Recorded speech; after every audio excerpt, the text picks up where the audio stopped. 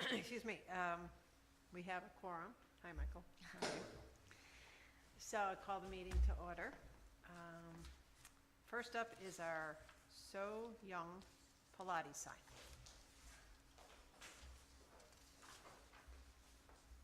Madam Chair, members of the Planning Board, my name is Frank Rettel. I'm the project manager for Herb Rettel Properties, and with me is Kayla Park.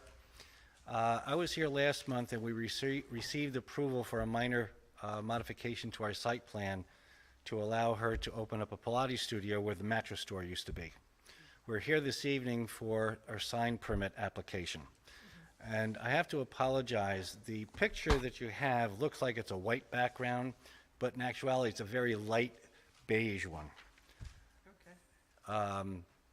It's a tasteful sign, and just like the other tenants in the plaza, we're going to just take the insert of mattresses by appointment out and slide her insert into the existing box sign. Does anybody have any questions or concerns? Yeah, the sign is fine, and like you said, it meets all the standards of the other signs that were there. Do we have anything? Does anybody? That looks great. No, everything's... Okay, so then, we approve the sign application. We don't have to take a vote, do we? Have to take a vote on it? We do? Take a vote on the sign? Oh, okay. Make a motion to approve the sign application for So Young Pilates. Second. Second. All in favor? Aye. Okay. That's it. Thank you very much, everyone. Have a good evening.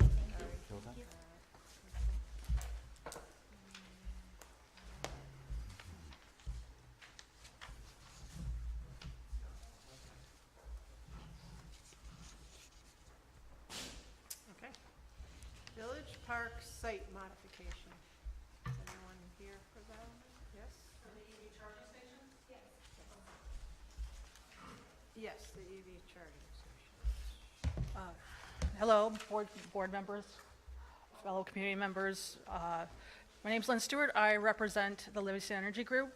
Village Park came to us probably about a year ago because they had a lot of residents asking about electric vehicle charging, would it be able to be an amenity, where it is in the area, among other things. So that then put into motion with their board to look into the EV installations, and they decided that they would like to have at least just under 30. I believe it's 26 that they've decided to proposed into the areas. Essentially, where these are going to be placed, they're placed in the most more obscure areas where people don't usually park regardless. And the stations themselves are pedestals about 4 feet tall, 4 feet across with the stations on them, and with a 6 foot base, or 6 foot, my goodness, 6-inch base. So we are just looking to get these put in, and I know that there was a possible concern about taking up parking spots. We actually have a clause in our contract that anyone can park there, so that we don't take away from towns and stuff like that. We try to make it as easy as possible for everyone involved, including the townships that might have questions, among other things. So with these 26, they're in more obscure areas where people aren't parking usually, and also anyone, EV or not, can park there if they need to. And then traffic concerns too, due to the ROI on these, it is public access, but somebody's going to have to be in a dire emergency at like midnight on 1% charge to pull in and charge these stations, because we're probably going to be doing I think we do about 45 cents per kilowatt hour. So So the person who uses it pays for it? Yes, Is that how it ma'am. works? I don't know if the apartment complex is going to be figuring out something with its residents, but I know that if someone doesn't live in the apartments and is coming in off-site to use this as an emergency thing, they will have to pay. Is this going to be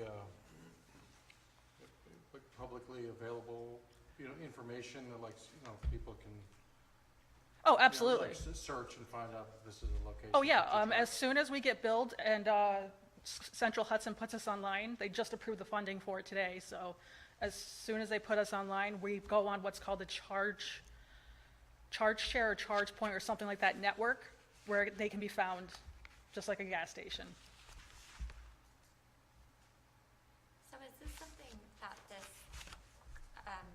apartment complex pays for, or? No, Are you basically renting the? It's a 50-50 split, it's what's called a rev share agreement. So they're letting us use the land, they're buying the stations, and then we're splitting profits. So there are parking spots available for the residents of this development already? Oh, yeah, I believe there's about 140 to 150 in this general subdivision. So there are plenty of places to park for regular residents as is. Like I said, when we did our site walk, we went through with the managers. And we tried to pinpoint the areas where people weren't parking. And that, as you can see on the site maps, like where we have them splayed out, there's only like maybe a car in each of the spots or two. But these spots on the map? Yes. These are not current parking spots available for the residents there? Is Yeah, that- they're there, yes, and that's the reason they're already there. We're gonna be building on existing land, but that's the reason why we're gonna make it so anyone can park there if they need to. Have the residents of the development been informed of this? Yes, sir. Okay. And what's their response been? Actually, greatly positive. I guess that particular complex or subdivision, I'm not quite sure where it is, or what it is. I didn't get a chance to take a look at it yet. But they, actually, there's an increased use of EVs on that particular site. Like, I believe there's about close to 24 cars that are EVs on there, which is more than I've had at other locations. It's Thus- a big apartment complex. Yeah, thus the reason why we said, they thought that maybe 26 would be a good starting point. You said that the price point on the electricity is higher than, If you were going to use a public, say you had a public fast charger, yes, it wouldn't be as expensive. I think any of those, the public or the subsidized ones, like through National Grid or what have you, or that you can even connect to a pole. I just found that out today. There's some pole areas where you can just connect right into the pole. There's a little, I don't know what you would call it, little station that you could plug right into. They usually charge anywhere from 15 to 35 cents per kilowatt, 35 cents being at the higher range. But we were told that, given the demographic and the area, and plus also considering possible ROI, we would have to, 45 cents would be best. So I know that you must have looked into this. I know apartment complexes, there's very specific kind of matrices for parking with the number of bedrooms, and I'm Yes. assuming that you guys aren't impacting kind of what's required by code for parking for this complex? I'm not sure I understand. So, I don't know, maybe our town engineer can elaborate.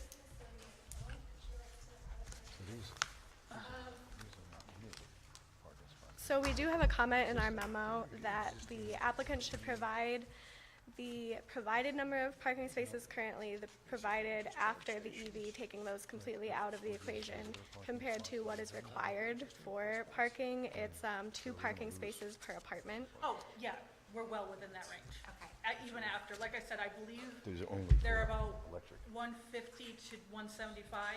So, given the apartment space among other things, there's still plenty for 2.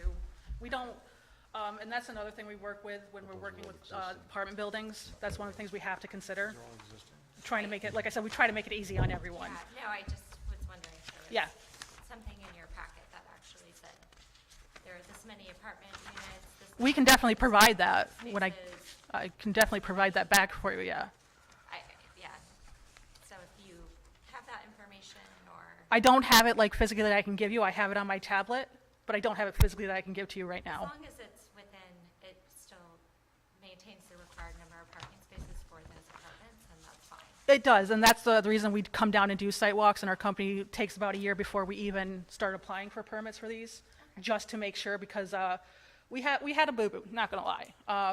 When we first started out in 2020, we did that. We accidentally shorted The spaces have caused a big deal, so that's part of our procedure now. And like I said, I can definitely provide that paperwork. I just don't have it like physically in front of me right now. That's fine. You're lucky that they had an overabundance of parking spaces, because that's pretty rare. Yeah, we were surprised too. Yeah. We were really, I'm not gonna lie. Because a lot of times apartments are like, we want 50 of these, and it's like, you only have 100 spaces. That's lucky for you. I know these are only going to be for electric And vehicles. Megan, do you have so any they're gonna comments? lose I do parking have a spot couple for that I the just wanted to residents. touch on really quick. Absolutely. You already have my letters, so they're all in there. So one thing I wanted to bring up was that this site is flagged for historical significance by the DEC. Since this site is previously disturbed, and as they're not disturbing new area, it's already an existing parking lot and lawn, I think it would be reasonable for the board to still declare this a type 2 action, if you're comfortable with that, and not require any further historic intervention. There are wetlands in the area where the northern parking spaces are going to be. It appears that they're outside of the wetland buffer. We are, yeah. And again, this is a previously disturbed site, so it would still be, within. They actually wanted to build right next to those wetlands, and we actually specifically said, no, we're not gonna Yeah. do that. Yeah, good call. Oh, no, like I said, we don't want to, our job is to be sustainable, not to cause more trouble to the environment. Right. Go ahead, I'm sorry to interrupt. No, you're good. So we did request the parking count, which, you've said that you will provide to us. So Greg Bolner brought up that if people are allowed to come in from the outside, if you say that they are as a gas station, the planning board might want to consider the traffic impacts to that area. Without having any traffic information, it's kind of a gut feeling of what you guys, if you think that this could potentially impact that area in a negative way. Given the size of the site and the number of residents already coming in and out of that site every day, and given that the EV charging stations are going to be more expensive than others, it might be reasonable to not require any more traffic study, but that is up to you guys. Another thing that we asked for was that the utilities for the site be shown on the plan, just to ensure that water lines, electric lines aren't being hit in the process of construction. We also checked with DigSafe as well. Great. We, yeah, no. Yeah. My final comment would be that the planning board may wish to determine that this application is a minor modification of a site and therefore not requiring a full site plan and site plan review. If the board would like to go in that direction, I have prepared a resolution of conditional approval, which would be conditioned on the comments in my memo, which would be the parking count and the utilities and the payment of all fees, and of course, any others that the board would like to add. I have one question. Are these charging stations illuminated? We're actually gonna be using what's already there illumination-wise. We're not gonna be adding anything, because we don't want to add to the light pollution. But all these areas that we are building in are well illuminated, so you can read the signs, people can feel safe.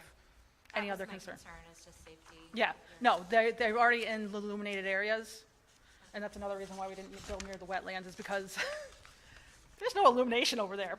How long does it take to These guys, charge? oh, it's an overnight charging. They're not gonna be like, they're not like your DCFCs that can get you in and out in a half hour. These will be the most that will ever flow through one of these systems is 7.6 kilowatts. So what is that? About equate 8 to? hours overnight.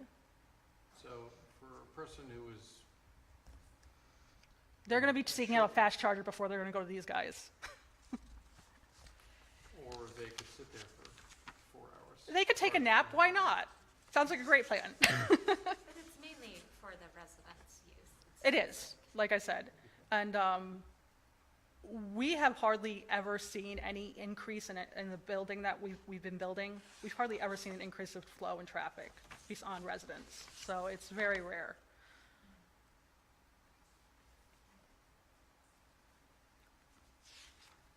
Just in terms of public access, is there any regulation on hours, or is it just open? I believe it'll be open 24/7. For us to get our funding, that is one of the caveats through Central Hudson and actually all the programs that help fund us. There has to be access 24/7, yes. So they can be utilized for all purposes. So, if there aren't any more comments, do either of you have any other comments on this? No, you're good, okay. And I think we can go with the fact it's classified as a type 2 seeker action. And I don't think we need a traffic study either, right? No, okay. Thank you. So, I'll make a motion, I move that the planning board grant minor modification of site plan approval to Village Park with regard to the application for an electric vehicle charging stations in the form of the attached resolution dated May 8th, 2023, prepared by board's engineer and now before the board, subject to the following conditions. Payment of all fees, the applicant must provide parking count and unit count to ensure the adequate parking will still be provided after the 26 parking spaces are converted to charging stations as per 98-4202. 2 parking spaces are required per dwelling unit. Utilities must be marked on the plan to ensure the existing infrastructure is not damaged during installation. Should information presented by the applicant or his representative, either written or verbal, be found to be erroneous, the approval granted herein will be subject to invalidation by the planning board. Understood. Okay. So I make that motion. Do I have a second? Second. All in favor? Aye. Okay. Thank you so Set. much. I'll be back on the way to Schenectady now.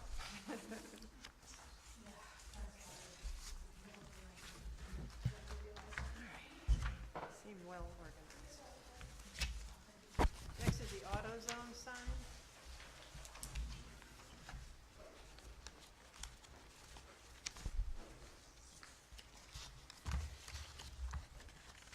Good evening. My name is Eric Jeter, Jeter.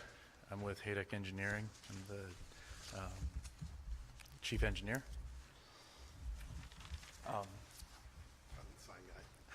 This is the sign guy.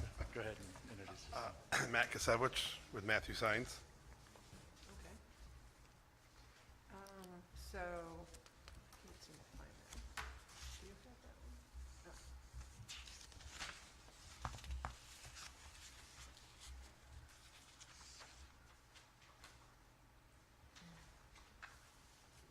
Megan, do you have any, oh, you guys don't have any comments on the signs, right?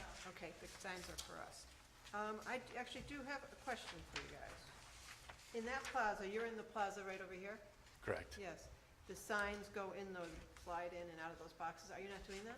Yes. You are doing that? Yeah. Yes. Okay. It's showing here, the way it shows it, so big like that. But the sign in the box aren't like that.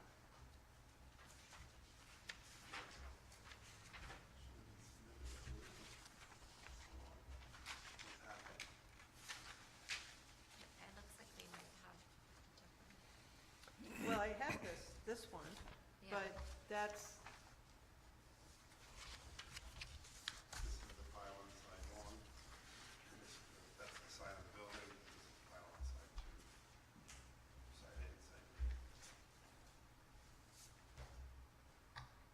oh, okay.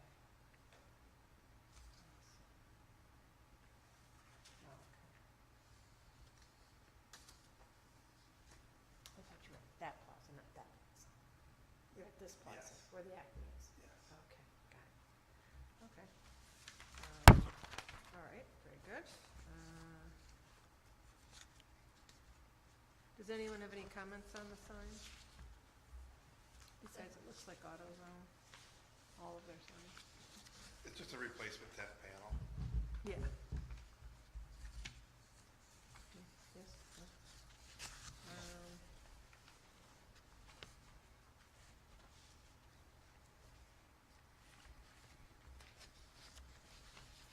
And this, it's really big, 19 feet. Is that, I know, I'm Is that not, what the I'm not positive what this sign says.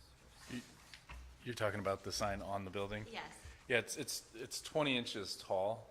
okay. It's just literally writing out the words and then having the emblem at the end. It gets to that length. Okay. It's hard to see the scale as well, you This know, is- even when you look at the Acme sign, that's actually taller than this sign. Yeah, no, just because this, then this might be mislabeled because it says it's 3 feet 2 inches tall. This plan says 20 inches. Sorry, I just, The capitalized letter is put like there at, yeah, 3 feet, 38 inches there.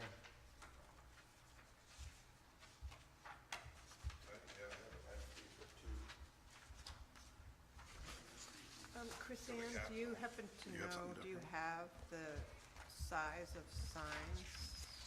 What are, or size, what is allowed for the largest sign? Do you have that?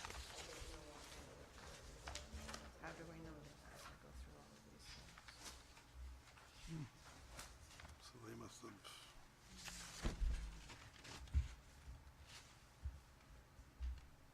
What's your date say?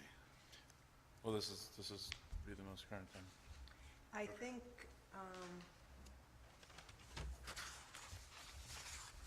can we put this off to next month? Is that a possibility? Yeah. I think we have to, simply because we don't have a zoning administrator. And without the zoning Could- administrator, I can't make a Could I- decision without that Yes. proposal. Could I move to put off the signage as a separate permit application to next month, and we focus just on the tenant improvement? Okay, this was just the sign application, yes. Okay, Yeah, that's, fine. So that's being put off to next month. yeah. So I'd like to just focus on the tenant finish out. Do we have that? We don't have that. I think we have that. This was only the sign Yeah, I don't application. think I don't have anything else. Is Chris Ann? That's her. Chris Ann, hi. I'm working with Phil Peacord. Hi, Eric Jeter. So we were under the understanding that we were here for the tenant improvement. Do we have to send the application for that as well? I think that's the only application that they originally sent.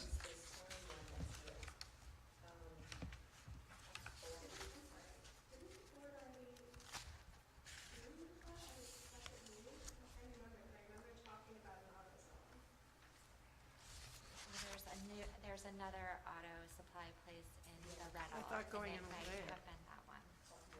It wasn't this one. Right. This is all we have, this is what you put in, this is all that came in.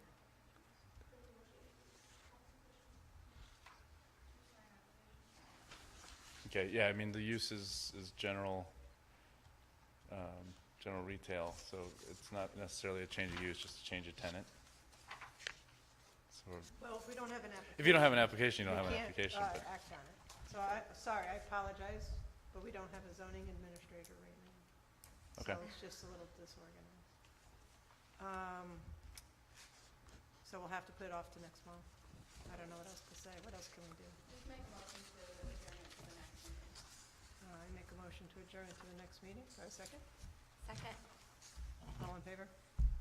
Aye. I apologize. May I ask, if that's not allowed, what would be the size, or you just don't know? I need to find that out. I need to have some clarification Yeah, on this. there- That's we all. should. I don't it's have. in the town code, the sign. I know, but I looked, I can't. No, he's too busy.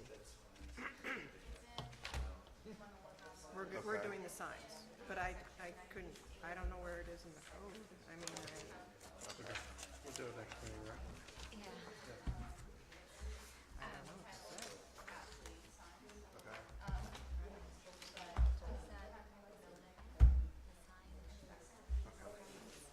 It doesn't seem to be, I'm sure we have. Way bigger than anything else. he's not, he wants to. Typically, we usually ask before we come down, to find out the size, Right. you know, so. Okay, yeah, no, that's what I'm just wondering, Okay. because I'm just curious. So- That seems way bigger. All right, so they're gonna start next month. Yeah,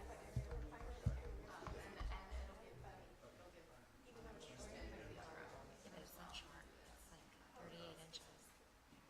So,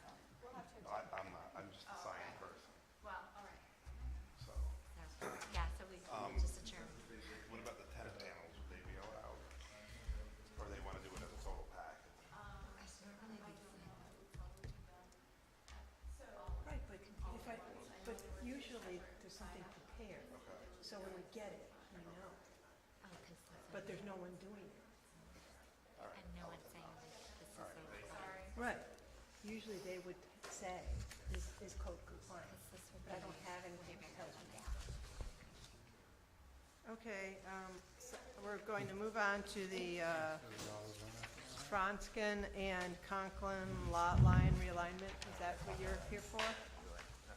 Because I'm going to tell you, you need to go to the zoning board of appeals. Yep.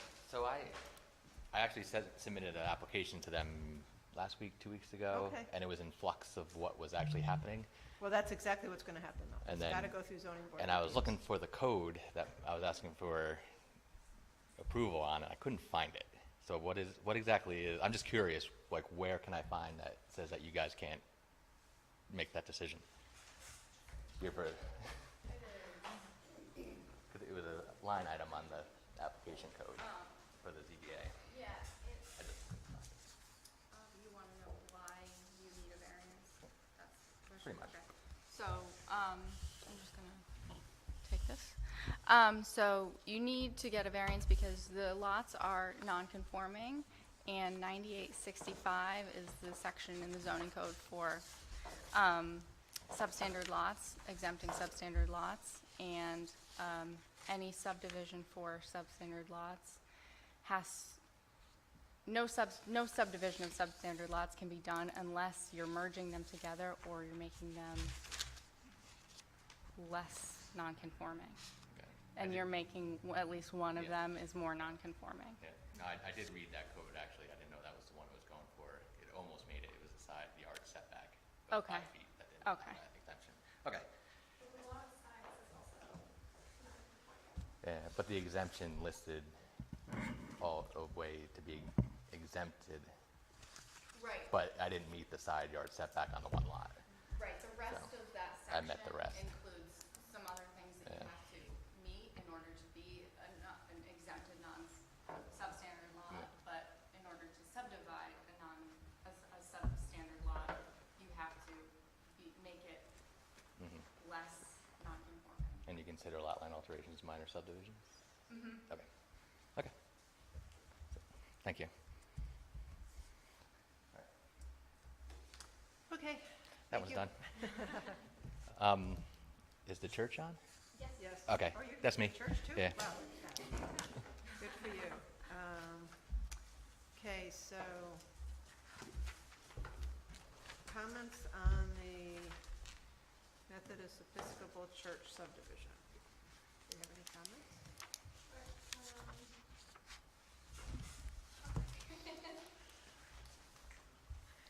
So the applicant addressed the majority of our comments here. The lot sizes are no longer a problem. The rear lot with the single-family home now has frontage and access, so good on that point. The church will have an easement over that driveway area for the, it looks like there's a little like playground off to the side, so I assume that that's what that is for. The two main comments that I have is that the applicant is requesting waivers of the topographic survey and the location of significant trees. So if the board feels inclined to grant those. The other issue would be that the well and septic systems for each of these buildings are not shown on the plan. The well is shown for the house, but not the church, and then neither septic system is shown. We really need to see those to ensure that we're not cutting one in half or putting septic on the wrong lot, et cetera. So I have prepared a EAF Part 2 and a negative declaration of impact for the board's consideration. I have also prepared a resolution of conditional final subdivision approval, which would be conditioned on showing the well and septics for each lot. If there is shared well or septics on there, the applicant will have to go to the Dutchess County Department of Health and receive all of those approvals before the plans can be signed.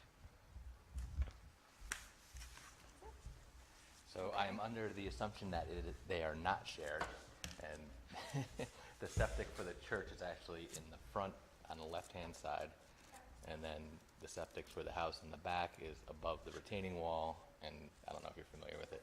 Yeah, kind of in the front yard across from the well. And then the well for the church is actually catty corner in the rear of the church off to the right. So I just gotta add them on there, yeah. You know.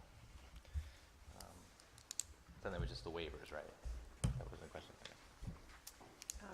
Do you have any questions or comments for in regard to this? My question was, do you know where those things are? And if you can say off the top of your head that they are Oh, there you go. compliant. So that was, sounds like you do, and it's all fine. Nothing else? Okay, so, oh, yeah. If you could just wait for Michael. Sorry. Require a public. No? Okay. Every town different, so. I appreciate that. Yeah.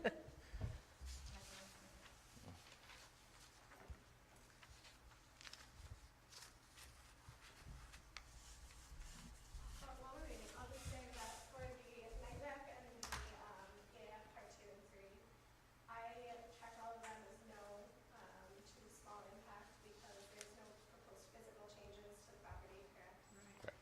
This is not a wetland, a floodplain area, there are no historic significance flagged. We are in Indiana bat territory, but as there's no disturbance to the property, that should not be affected. Okay.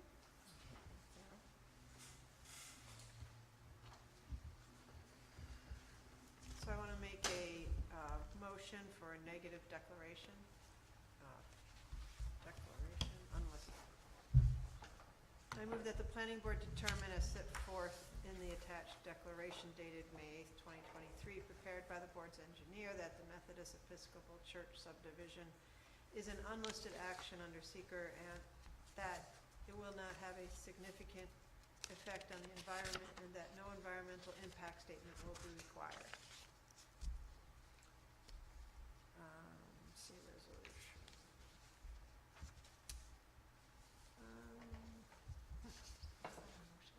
Yes, I'm making a motion for a negative declaration unlisted. I second. All in favor? Aye. Okay. And then I have another motion.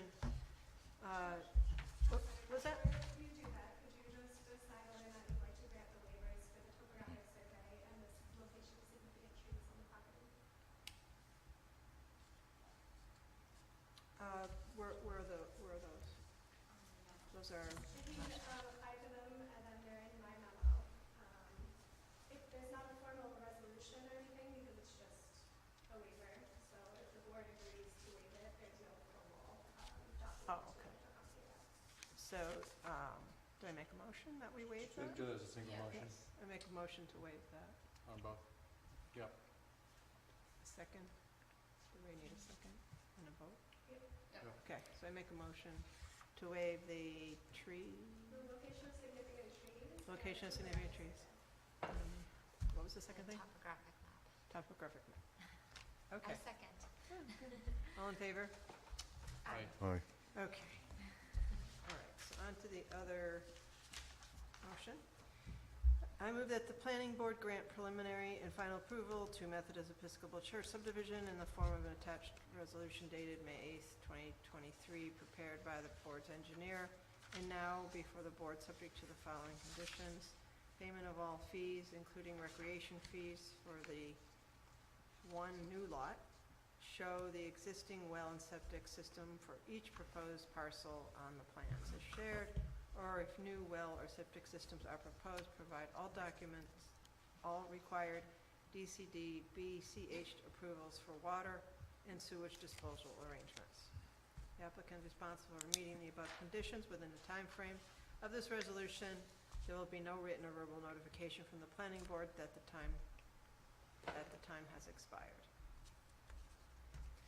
Second? Second. All in favor? Aye. Aye. Thank you. Thank you much. Appreciate it.